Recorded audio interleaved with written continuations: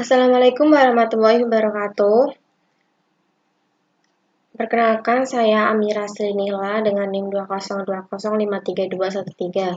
Saya di sini akan melanjutkan presentasi saya mengenai pertemuan ke-13 dengan saya yang NIM ganjil. Jadi saya akan menjelaskan pertemuan 13.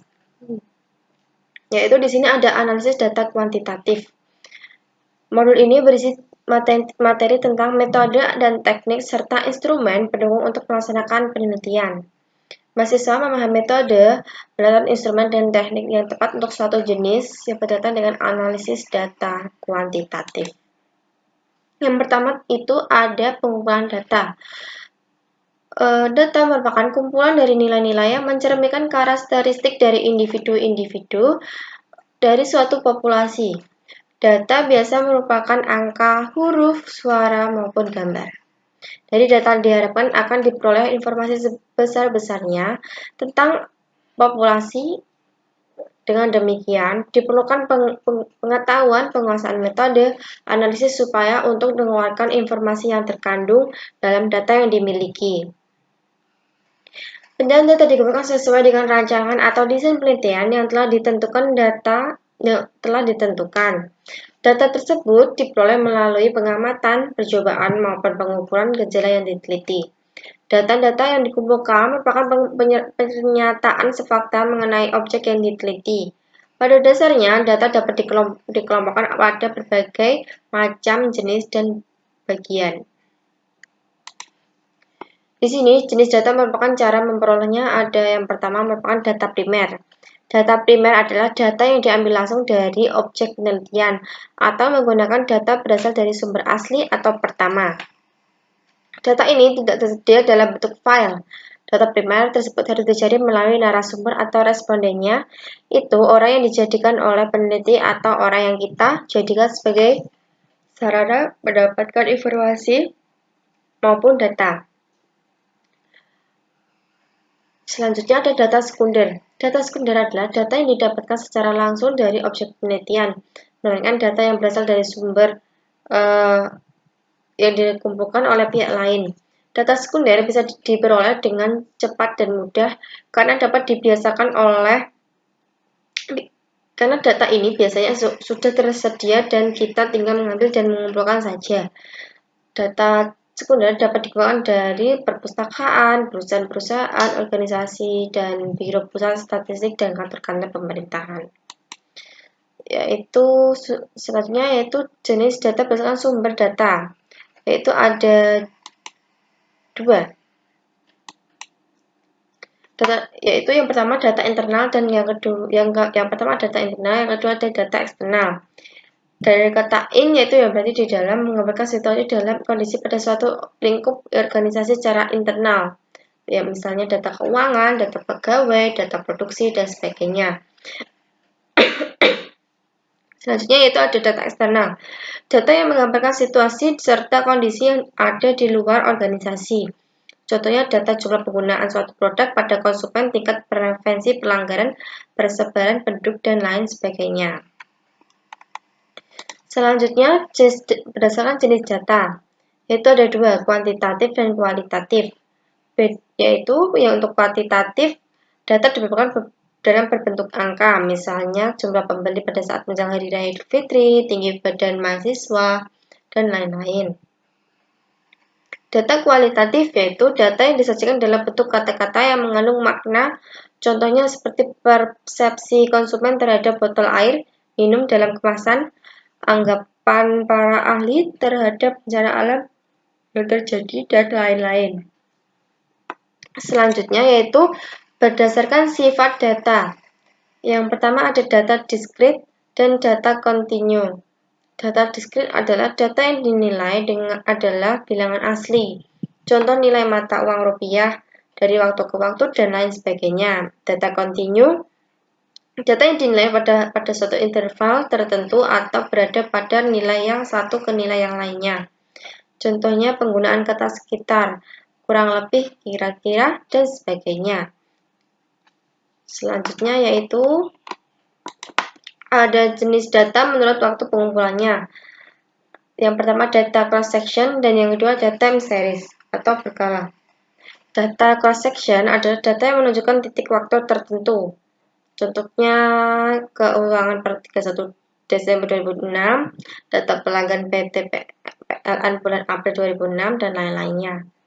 Data series berkala yaitu data yang menggambarkan sesuatu dari waktu ke waktu atau periode secara historis. Contoh data series adalah data perkembangan nilai tukar rupiah terhadap dolar Amerika dari tahun 2005 sampai 2006. Metode observasi. Metode observasi merupakan salah satu cara bisa digunakan untuk mengumpulkan data. Metode observasi ini bisa digunakan untuk mengetahui perilaku masyarakat secara detail.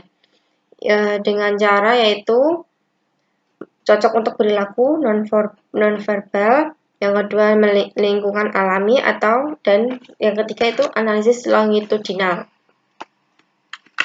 Selanjutnya adalah kelemahan metode observasi. Observasi juga memiliki beberapa kelemahan, antara lain yang pertama, kurang terkendali atau lack of control. Yang kedua, sulit dikuantifikasikan. Yang ketiga, peneliti memberi skor terhadap pendapat yang diberikan. Yang keempat adalah ukuran sampel yang kecil. Selanjutnya yaitu ada tabulasi data. Data yang dikumpulkan selanjutnya diklasifikasi dan diorganisasikan secara sistematis serta diolah secara logis menurut rancangan penelitian yang telah ditetapkan. Pengolahan data diarahkan untuk memberi argumentasi atau penjelasan mengenai tesis yang diajukan dalam penelitian. Berdasarkan data atau fakta yang diperoleh, apabila hipotesis pengolahan data diarahkan untuk membenarkan atau menolak hipotesis, dari data yang sudah terolah kadang-kala dapat dibentuk hipotesis baru. Apabila ini terjadi, maka siklus penelitian dapat dimulai lagi untuk membuktikan hipotesis baru. Ada dua cara yang bisa digunakan oleh seseorang untuk menyajikan hasil dari sebuah kuantitatif. Cara yang pertama adalah memberikan angka-angka dalam sebuah tabel atau daftar. Dan cara yang kedua menyajikan grafik. Sebagian besar orang lebih menyukai tampilan grafik dengan alasan bermacam-macam. Di sampingnya itu lebih menarik dari segi warna dan bentuknya. Dalam hal penggunaan grafik juga lebih informatif. Dan biasanya orang suka memakai grafik itu mudah diperhatikan atau mudah dicerna. Jadi langsung paham untuk melihat grafiknya seperti itu. Selanjutnya ada penyajian data. Selain dapat disajikan dalam bentuk tabel, juga dapat disajikan dalam bentuk gambar atau grafik. Bentuk tabel bisa dijadikan dalam beberapa antara lain tabel satu arah one way table, two way table, yang tabel dua arah, tabel tiga arah yaitu three way table. Penyajian dalam bentuk gambar dapat memudahkan dalam pengambilan kesimpulan yang cepat atau beberapa macam grafik antara lain grafik garis, line chart, grafik batang, bar chart, grafik lingkaran, pie chart, grafik gambar, piktogram, dan lain sebagainya.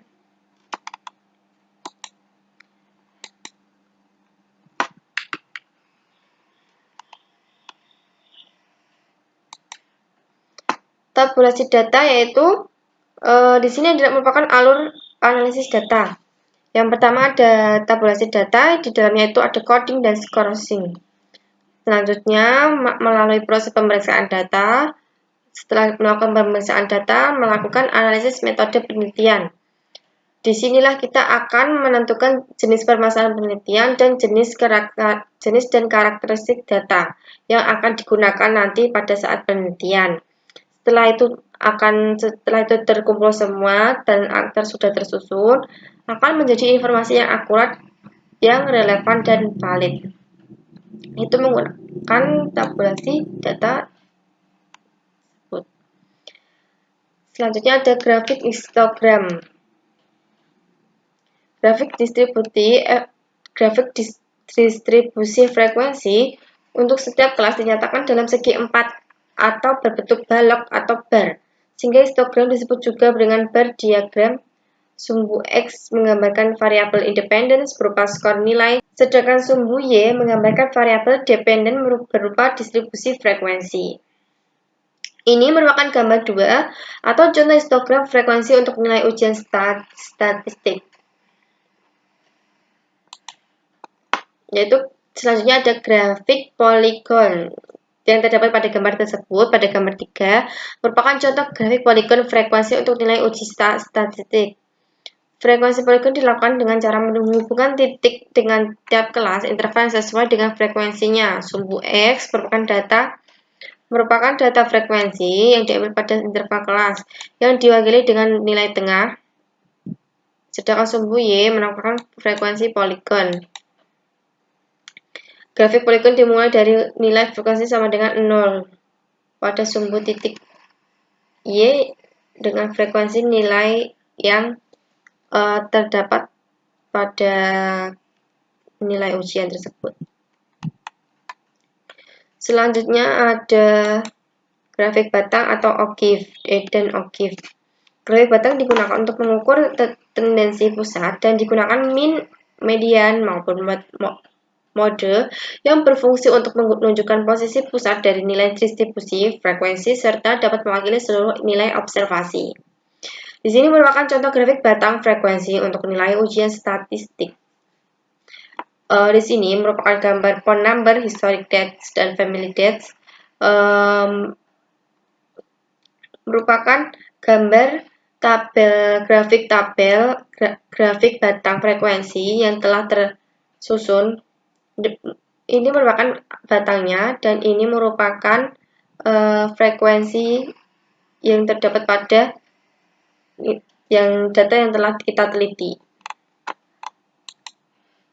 Selanjutnya yaitu ada min. Min atau rata-rata hitung dapat dicari dari data yang tidak dikelompokkan maupun data yang dikelompokkan dalam distribusi frekuensi. Rumusnya yaitu min sama dengan sigma x i per n. Contoh data dari suatu kelas 28341, rata-rata sampel dijumlah lalu dibagi 5 sesuai dengan data tersebut. Karena ada 5 langsung dibagi 5 sama dengan 3,6. Selanjutnya ada median. Median adalah suatu nilai yang membagi distribusi frekuensi menjadi dua bagian yang sama. Dapat dikatakan sebagai titik tengah dari sebuah distribusi frekuensi. Contohnya yaitu yang di bawah ini, sebuah kelas 2834118 dapat dirunut menjadi 1234888, nilai tengahnya yaitu 3 dan 4. Jadi medianya adalah 3 ditambah 4 lalu dibagi 2 sama dengan 3,5. Untuk mencari median biasanya itu angkanya yaitu yang pertama acak, lalu bisa diurutkan terlebih dahulu untuk mencari nilai tengahnya, seperti itu. Selanjutnya ada modus. Modus atau mod, ya ini nilai frekuensi yang terbesar. Atau contoh datanya 5, 15, 15, 15, 15, 18, 25. Mempunyai nilai sebuah modus yaitu 15. Karena 15 di sini ada 1, 2, 3, 4, 5. Lalu itu merupakan nilai modusnya. Karena nilai modus itu merupakan frekuensi terbanyak atau terbesar. Jadi mempunyai nilai modus 15 dan 25 disebut bimodal. 25 itu karena disebut bimodal karena suatu distribusi mempunyai suatu nilai modus. Seperti itu. Selanjutnya ada distribusi frekuensi berdasarkan nilai tengah. Ini merupakan gambar nilai tengah yaitu metode mode, min, dan median. Median merupakan nilai tengah, sedangkan min merupakan rata-rata dari data yang terkumpul. Mode merupakan data yang terbanyak atau data yang paling besar di frekuensinya, seperti itu. Selanjutnya ada berbagai macam bentuk distribusi frekuensi. Di sini merupakan ada S kurang dari, S sama dengan, S lebih dari. Jadi ketika untuk arahnya ke samping kiri, itu merupakan S kurang dari, karena misal 0 dan 1 itu merupakan 0 lebih kecil dari 1. Sedangkan jika 1 sama dengan 1, itu merupakan titik di tengah atau menggunakan sama dengan. Ketika di sini 7 sama dengan 1. Itu merupakan 7 lebih besar dari 1. Seperti itu. Selanjutnya ada prosedur penggunaan tabel dan grafik. Berikut ini merupakan bagian data kualitatif dan kuantitatif yang dapat digunakan dalam pembuatan tabel dan grafik. Di sini merupakan ada gambar penggunaan tabel. Data merupakan yang paling atas dan terbagi menjadi dua, ada data kualitatif dan data kuantitatif. Data kualitatif dibagi menjadi dua lagi, yaitu ada metode tabel, metode grafik. Metode tabel di dalamnya yaitu ada distribusi frekuensi, frekuensi relatif, distribusi frekuensi menggunakan persen, tabulasi silang. Sedangkan grafik di dalamnya ada pie chart dan bar graph. Metode tabel di dalamnya yaitu ada distribusi frekuensi relatif, kumulatif, relatif dan kumulatif, petang daun dan tabulasi silang. Metode grafik yaitu di dalamnya ada dot plot, histogram, archive, dan diagram scatter.